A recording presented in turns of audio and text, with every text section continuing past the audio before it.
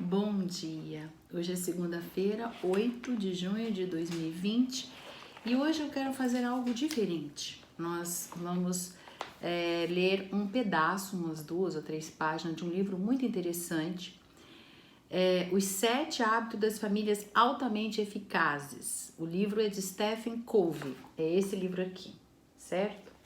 É importante, esse livro tem diversos ensinamentos e nesse momento em que nós estamos dentro da nossa casa, junto com os nossos familiares, talvez nós pudéssemos usá-lo como exemplo, o resgate de certas coisas que nós deixamos perder ao longo desse tempo, né?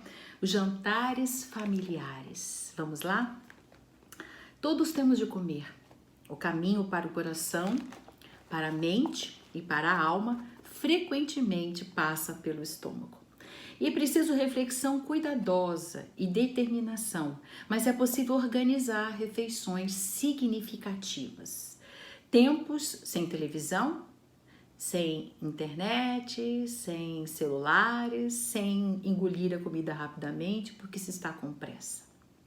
E não precisa dar tanto trabalho assim, especialmente se todos dividirem as tarefas de preparação dos alimentos e da limpeza posterior. Isso é importante também, né? As pessoas junto prepararem e junto higienizarem o local. Isso é um lava a louça, outro seca, aí um corta a batata, não é assim? Essas coisas vão unindo as pessoas, né? As refeições familiares, elas são importantes. Mesmo que você tenha apenas uma refeição com toda a família por semana e que esta constitui o tempo da família, se a refeição for significativa, divertida e bem preparada, a mesa se tornará uma espécie de altar em vez de um simples móvel que se come. Interessante, né?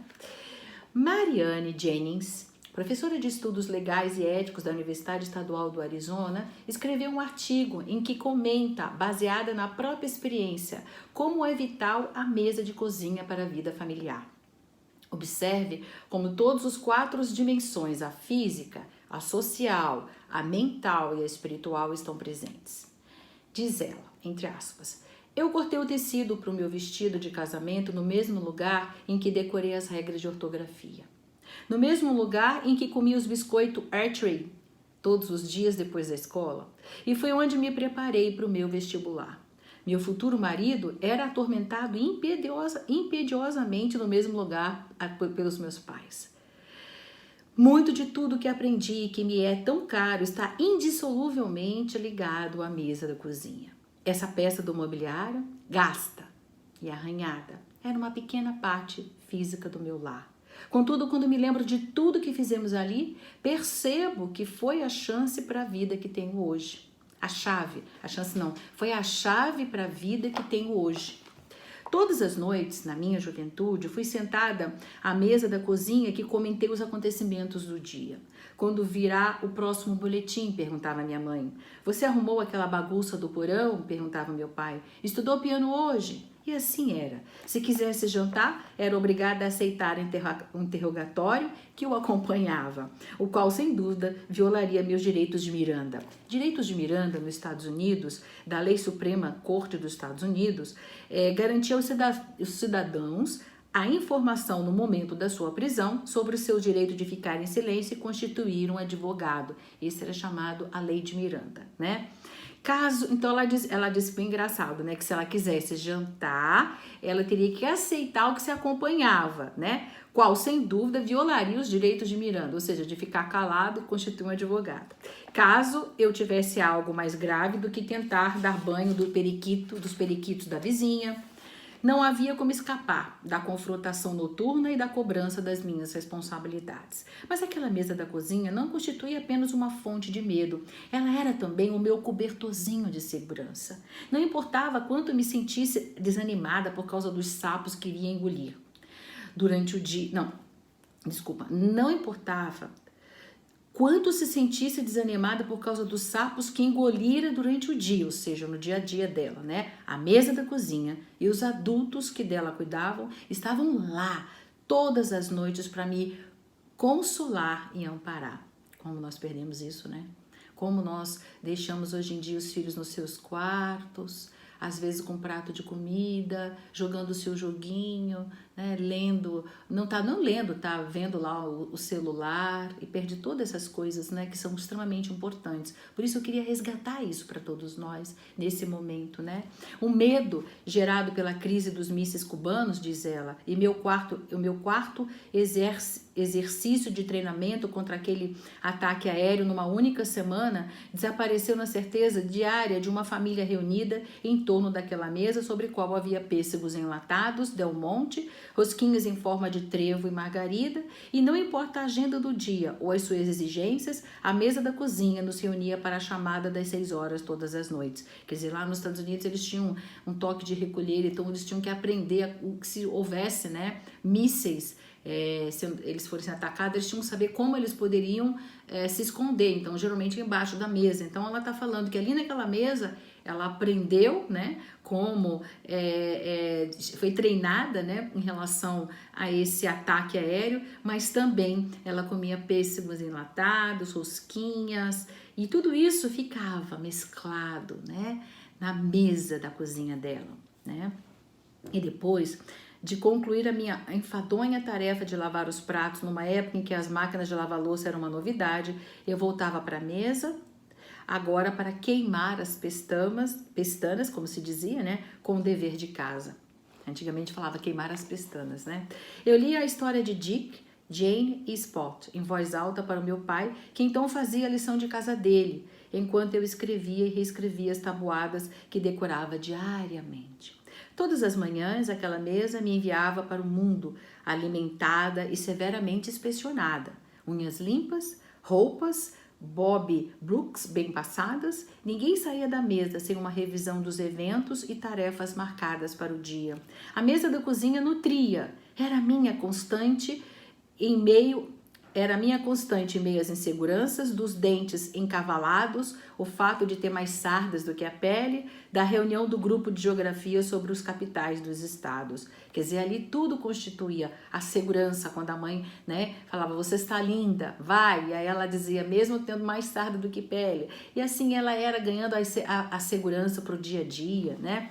Anos se passaram desde os meus dias de casaco de lã, black watch e meias soquetes brancas. A vida me enviou com mais desafios, alegrias e amor do que eu poderia sonhar, quando as minhas pernas tremiam debaixo da mesa da cozinha sobre o interrogatório dos meus pais. Quando volto à casa deles para visitá-los, sempre me demoro depois do café da manhã para desfrutar sua companhia em torno da mesa da cozinha. Depois do jantar, a louça espera enquanto meu pai e eu discutimos de tudo, desde o leilão de um imóvel do Jack Onassis até as novas técnicas de adestramento dos cães.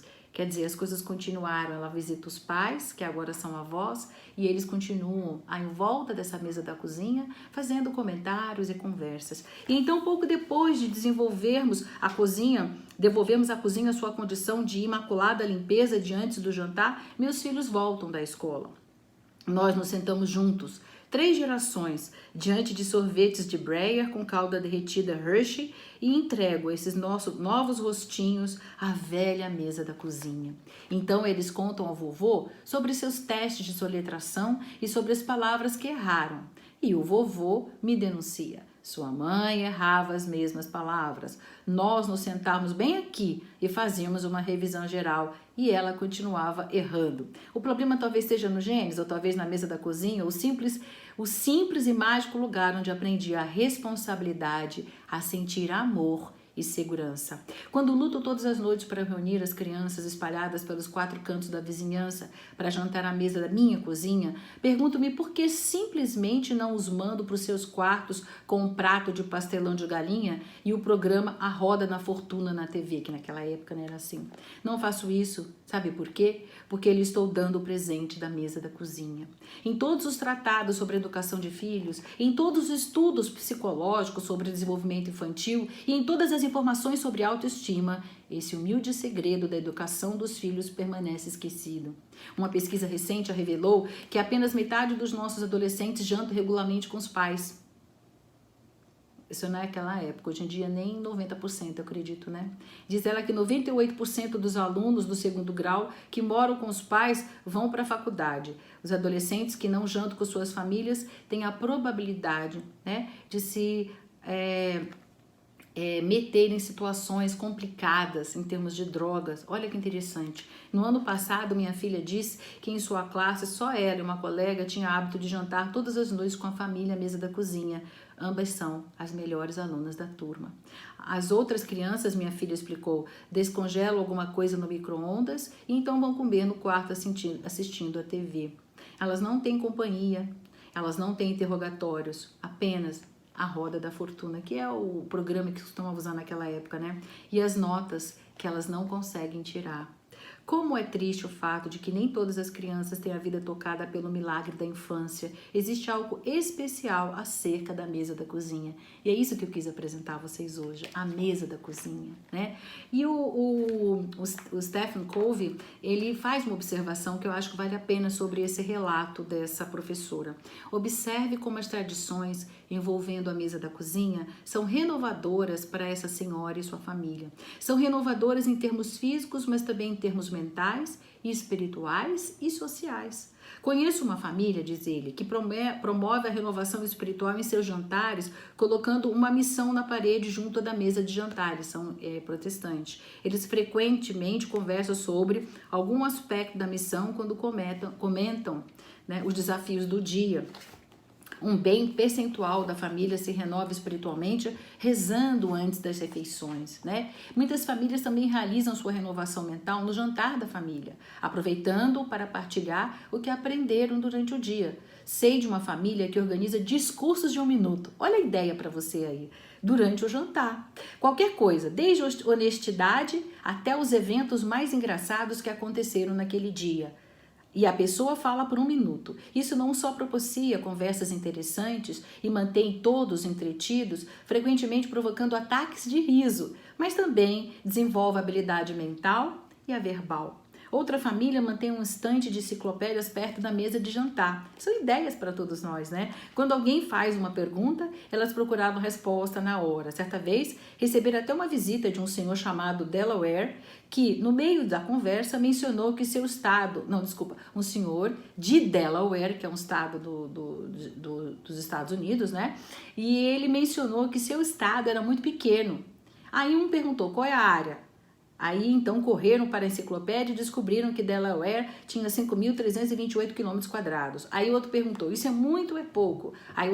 Aí pesquisaram os outros estados, descobriram que a área dos estados de Alabama era de aproximadamente 133.667 km², ou seja, 26 vezes maior que Delaware. E o Texas era de 131 vezes maior que Delaware. E é claro, Delaware era um gigante comparado ao Rhode Island, que só tinha 3.144 km². Ah, gente, há tanta coisa para sabermos, diz ele. Quando um passarinho consegue comer por dia em relação ao seu peso e ao seu corpo? Qual o tamanho de uma baleia em comparação ao elefante? Embora talvez não seja tão importante para as crianças saber qual é a área de um estado, isso é que eu queria chegar. É extremamente importante gostarem de aprender. Hoje nós não vamos olhar a enciclopédia, né? Na época a gente tinha a Barça, eu tinha a Conhecer. E é interessante, né? Mas hoje nós temos o nosso celular, que nós podemos lá dar um Google e descobrir coisas, né? Isso é importante porque você desperta aquele jovem a querer aprender. E quando acham excitante aprender e veem que os adultos também adoram, eles se tornam aprendizes entusiasmados. Existem muitas coisas que você pode fazer para você tornar a hora do jantar um momento de renovação mental. Como, por exemplo, convidar ocasionalmente pessoas interessantes para participar, né, para partilhar a sua refeição e a sua conversa, colocar discos de músicas eruditas, conversar sobre a obra e a vida dos compositores quando está comendo. A própria comida lhe dá a oportunidade de conversar sobre bons modos à mesa, a nutrição, os hábitos alimentares, a culinária de outro país, enfim. E aí tem um depoimento de vários dos filhos dessa moça, né? E ela diz assim, Cíntia, a filha, mamãe sempre deu muito valor à hora de jantar. Nós jamais deixamos de jantar juntos e ninguém faltava. Mamãe também mostrava um interesse real em nos educar durante a refeição. 2 ou 3 noites por semana, ela propunha um tema central e nós o discutimos, geralmente relacionado com uma data comemorativa ou evento importante. No dia 4 de julho, que é a independência dos Estados Unidos, né? Por exemplo, ela poderia ler 2 ou 3 coisas sobre Patrick Henry ou sobre a Declaração da Independência. Qualquer que fosse a data ou evento especial, mamãe nos ensinava alguma coisa a respeito e nos organizávamos um debate familiar. Às vezes, permanecíamos à mesa por 1h30, comendo e conversando, e isso se tornou realmente divertido quando passamos para o 2º grau e depois para a faculdade, pois podíamos realmente conversar sobre tudo. Essas conversas ao redor da mesa do jantar despertavam nosso interesse por educação e pelo mundo.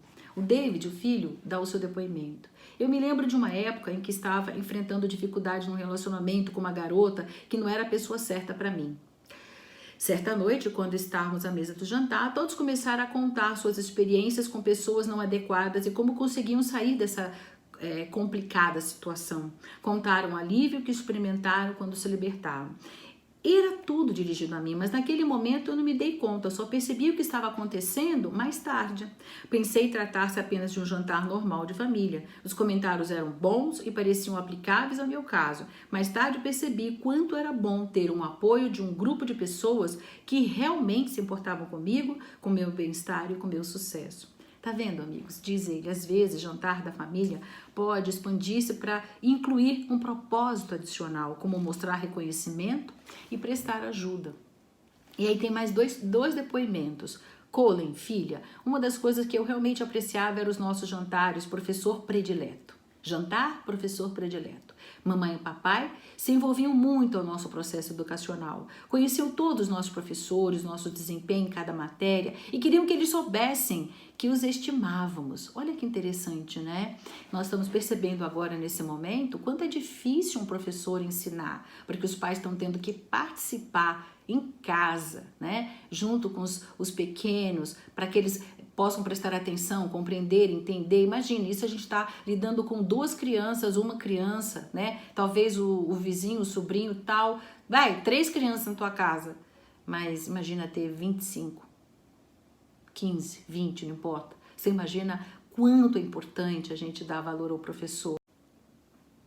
E assim, vimos, né, nessa leitura desse livro, o quanto é importante esse momento da família, esse momento em que nos reunimos numa mesa, né, e podemos compartilhar, aprender, sentir e nos desenvolver em todos os aspectos. Então vamos resgatar esse momento.